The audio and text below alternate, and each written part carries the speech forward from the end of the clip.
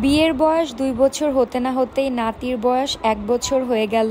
আজ একটা বার্থডে সেলিব্রেশনে গিয়েছিলাম। আসসালামু আলাইকুম, hello everyone, this is Silvi and I am from SRS stories. I hope you all are doing good. আজ কয়েকদিন ধরে অনেক বেশি ভর্তা ভাত খেতে ইচ্ছা করছিল, আর সকালবেলা ঘুম থেকে উঠে দেখি আমার শাশুড়ি খুদের ভাত ভর্তা সবকিছুই বানিয়েছে। আমি এরকম নর্মাল খাওয়া দাওয়া অনেক বেশি পছন্দ করি, ভর্তা ভাত এগুলি আমার অনেক পছন্দের। সকাল সকাল খাওয়া দাওয়া শেষে আমরা দুপুরের দিকে রেডি হয়ে একটি দাওয়াতের জন্য বের হলাম।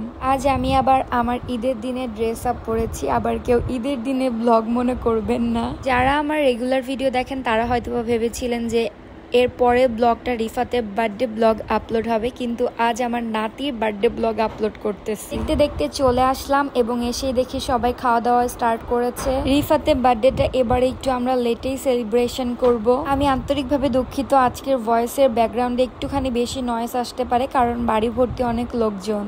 আসার পর আজ প্রথমেই আমরা খাওয়া দাওয়া করে নিব। আর আজ মেনুতে ছিল বিফ বিরিয়ানি, কাঁচামরিচ দিয়ে, পেঁয়াজ দিয়ে, শসা দিয়ে এভাবে করে বিরিয়ানি খেতে আমার অনেক বেশি ভালো লাগে। আর আজকাল কি হয়েছে, খালি খাওয়ার মধ্যে আমার কাঁচামরিচ কামড়ে কামড়ে খেতে ইচ্ছা করে। সবার শেষে দিয়ে দিল দই, আর এখন দই খাচ্ছি। আজকাল আমি হাত দিয়ে দই খাওয়া খুব ভালোভাবেই শিখে গিয়েছি। খাওয়া দাওয়ার শেষে বাহিরে কিছুটা সময় আমরা বসে আড্ডা দিচ্ছিলাম, আর আমার কোলে যে বেবিটাকে দেখতে পাচ্ছেন ওরই আজ বার্থডে। বাহিরে একটি মামা বেলুন, বাচ্চাদের খেলনা বিক্রি করছিল, তো ওইখান থেকে আমরা বাচ্চাদের জন্য কিছু খেলনা কিনি এবং ওই বেলুনগুলি দিয়ে একটুখানি ভিডিও করি।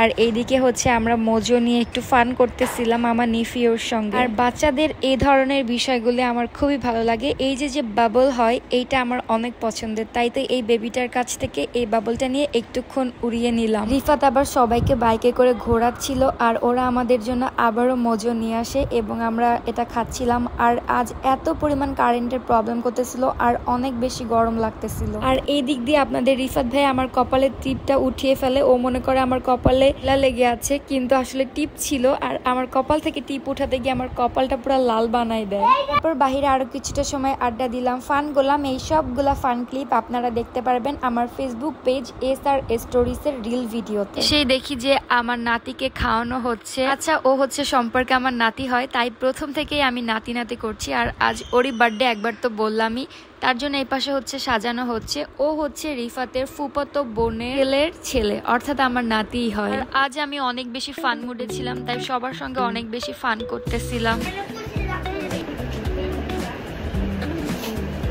Happy birthday to you baby, happy birthday, happy birthday.